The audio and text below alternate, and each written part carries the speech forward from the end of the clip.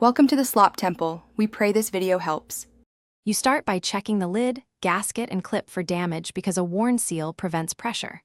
Once done, pour the required liquid, at least 1/2 cup, so steam can form.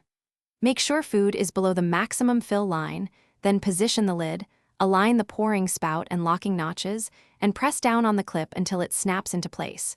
You should hear or feel a firm engagement indicating a sealed closure.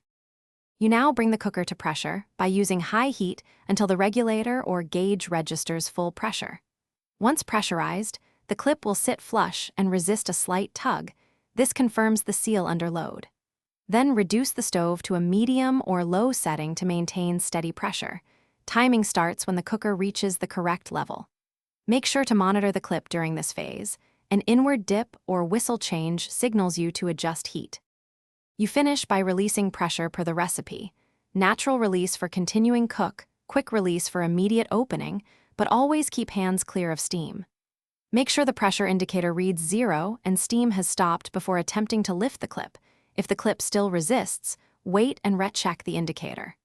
Finally, open the lid away from your face, inspect and clean the gasket and clip so they function next time. Troubleshooting tip.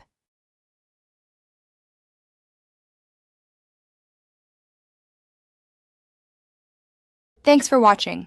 Consider subscribing if we helped you.